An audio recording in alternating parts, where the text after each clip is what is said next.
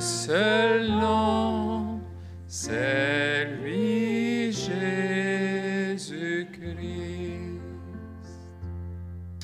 Le Seigneur soit avec vous. Évangile de Jésus-Christ selon saint Marc. Ce temps-là, après leur première mission, les apôtres se réunirent auprès de Jésus et ils lui annoncèrent tout ce qu'ils avaient fait et enseigné. Il leur dit, « Venez à l'écart dans un endroit désert et reposez-vous un peu. » De fait, ceux qui arrivaient et ceux qui partaient étaient nombreux et l'on n'avait même pas le temps de manger. Alors ils partirent en barque pour un endroit désert à l'écart. Les gens les virent s'éloigner et beaucoup comprirent leur intention. Alors à pied de toutes les villes, ils coururent là-bas et arrivèrent avant eux. En débarquant, Jésus vit une grande foule. Il fut saisi de compassion envers eux, parce qu'ils étaient comme des brebis sans berger. Alors il se mit à les enseigner longuement. Acclamons la parole de Dieu.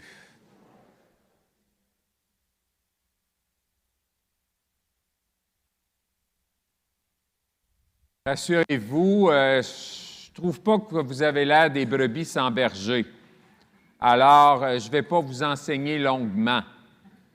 Hein? Bon, ça doit réjouir quelques personnes. J'ai pris un petit moment de congé avec l'abbé Michel vendredi, samedi, puis il me racontait, il y avait un monsieur à Marionville quand il était là la première fois, quand il arrivait le dimanche, il disait « Rappelez-vous, monsieur le curé, que c'est l'été, le sermon doit être court. » Il dit... Son fils est venu, puis il m'a dit la même affaire. Bon, alors, 15 ans plus tard, 20 ans plus tard, mais tel père, tel fils. Bon, enfin, aujourd'hui, dans la parole de Dieu, on voit Jésus qui, avec ses disciples, vont se reposer. C'est intéressant parce que, bon, en général, pour la plupart d'entre nous, l'été, c'est un temps de repos. Moi, je pourrais dire que la pandémie a été pour moi un long temps de repos, mais en tout cas, Jésus invite ses disciples à aller se reposer. Puis les disciples, eux autres, arrivent puis sont fiers de leur coup. Hein? On est allé en mission. Vous vous souvenez de l'Évangile de dimanche dernier? C'était envoyer les disciples 2 par 2 avec des sandales, pas de tunique de rechange, puis bon. Et là, ils viennent auprès de Jésus puis ils viennent se vanter. Hey, on a fait plein d'affaires, puis écoute, là, on a guéri des malades, puis bon. On peut imaginer un peu les disciples. Pas que Jésus ne s'intéresse pas à ça, mais il dit, bon, OK, d'accord, allons donc nous reposer. Intéressant, non? Qu'est-ce que ça nous dit à nous, ça, 2021? On a l'impression, des fois, dans nos vies, qu'il faut faire des choses pour qu'on ait plus de valeur. Moi, j'ai souffert de la pandémie un peu à cause de ça, parce que je ne faisais plus grand-chose. Je priais un petit peu, je lisais un petit peu, je marchais, bon, plus qu'un petit peu, mais en tout cas, et très souvent, on a l'impression que notre valeur, c'est par rapport à ce qu'on fait. Quand mon papa m'appelait, hein, cher papa, que j'aimais beaucoup et que j'aime encore, il me disait toujours « Qu'est-ce que tu as fait? Hein? » Comme si, en racontant ce que j'avais fait, bien, on comprend qu'on s'intéresse aux autres, puis qu'on aime savoir ce qu'ils ont accompli, ce qu'ils ont fait. Mais du côté de Dieu, Dieu nous aime pour ce que nous sommes, pas pour ce qu'on fait. Ça ne veut pas dire qu'il ne faut rien faire, mais à quelque part, dans l'Évangile de ce dimanche, on est quand même dans un monde où la performance est importante. Avec Dieu, pas besoin de prendre ce chemin-là. Je pense que pour nous, c'est comme une bonne nouvelle. En tout cas, chose certaine, ce dimanche, on est invité à accueillir ce que Jésus nous dit à travers la page d'Évangile. Il nous invite à nous reposer, à prendre du temps. C'est important et on sait que souvent, quand on prend un peu de temps, ça nous raccroche à Dieu. Ça nous raccroche aussi aux autres. Ça nous permet de faire le point. Alors, beaucoup ont dit ça de la pandémie. Il me semble que tous ces confinements, ça nous a amenés à à aller vers l'essentiel. Ça nous a permis de réaliser qu'est-ce qui est important pour nous dans nos vies. Bien, c'est à souhaiter qu'on n'oublie pas ça trop vite, qu'on puisse profiter de ça et en profiter longtemps. Dans l'Évangile de ce dimanche aussi, il y a toute la question de la compassion de Dieu pour nous. L'image du bon pasteur. Comme je disais au début de la célébration, hein, on ne dit pas le Seigneur est le berger. On dit le Seigneur est mon berger. Rien ne saurait me manquer. La présence de Dieu dans nos vies, la présence du Christ dans nos vies, de Jésus qui se manifeste à nous dans nos joies, dans nos peines, dans nos épreuves, dans nos défis, dans nos réussites. Cette présence du Seigneur, est-ce qu'on la ressent beaucoup? Je ne sais pas. Moi, pas beaucoup. Je ne peux pas dire que je ressens beaucoup, là, spirituellement, là, puis être tout comblé par la présence du Seigneur, là. Pas beaucoup. Comme vous, j'imagine, je vis dans la foi. Hein?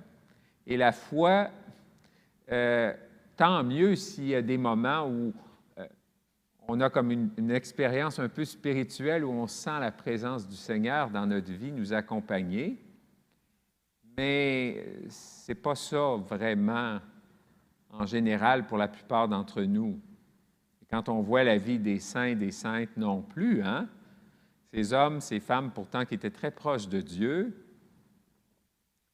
de sentir la présence aimante là, du Seigneur, c'est pas quelque chose qu'on vit comme croyant, comme croyante, beaucoup. Et ce n'est pas parce qu'on ne ressent rien qu'il ne se passe rien. Ça, par exemple, il faut se le dire. Ce n'est pas parce qu'on ne ressent rien qu'il ne se passe rien. Et au fond, aujourd'hui, l'Évangile nous dit que la présence aimante du Seigneur, souvent, bien, se manifeste à travers les événements et les personnes qui sont autour de nous. Il y a comme une invitation à nous rappeler qu'on doit être les uns pour les autres des bons bergers.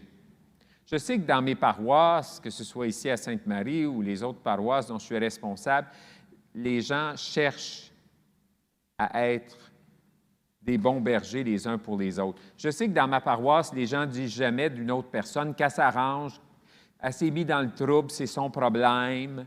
On ne parle pas comme ça ici, dans notre coin, hein? Ben non. Tant mieux, parce que quand on prend ce chemin-là, on s'éloigne de Dieu et on s'éloigne des autres. C'est sûr qu'on ne peut pas aider tout le monde, c'est certain. Mais en même temps, ce n'est pas nécessaire de penser et de parler comme ça en disant, bien, c'est pas de mes troubles. On devrait avoir au moins la compassion de dire, bien, Seigneur, moi, peut-être je ne peux pas l'aider, mais mets sur la route de cette personne-là quelqu'une qui pourra marcher avec et l'accompagner. Et en même temps, il ne faut pas trop vite s'exclure de cet engagement que nous devons prendre à la suite de Jésus, du souci des autres. En général, pour nos proches, c'est plus facile. Pour les autres, c'est plus difficile. Les choses certaines, aujourd'hui, l'Évangile nous rappelle que nous devons toujours chercher à apporter ce qu'il y a de plus beau pour nos frères et nos sœurs. Comme je dis souvent, chaque fois qu'on aime, chaque fois qu'on rend service à quelqu'un qui a besoin d'aide, chaque fois qu'on a une bonne parole pour quelqu'un, qu'on encourage quelqu'un, et on fait quelque chose de beau, on fait quelque chose de bon, on fait quelque chose de chrétien. C'est ça, être un disciple, une disciple authentique du Seigneur Jésus. Puissions-nous entendre cet appel du Seigneur qui nous invite à être des bons bergers les uns pour les autres. On l'a vu avec la première lecture, hein? Vous n'avez pas été des bons bergers. Eh bien, nous autres, espérons que le Seigneur nous dira, vous avez cherché à aimer les autres comme moi. C'est ça à quoi on est appelé. On ne réussit jamais parfaitement, mais il faut penser à cet objectif, ce vers quoi nous devons tendre comme chrétiens, comme disciples de Jésus.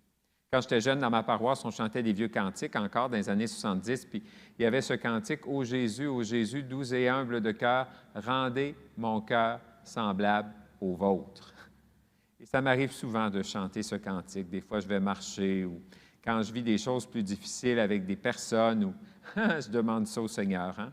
Rends mon cœur semblable au tien, toujours plus, toujours davantage. Je pourrais peut-être terminer avec ce chant. Y en a-tu qui s'en souviennent de ce cantique-là? Oui? Alors, ô Jésus, doux et humble de cœur, rendez mon cœur semblable au vôtre. Rendez mon cœur semblable au vôtre.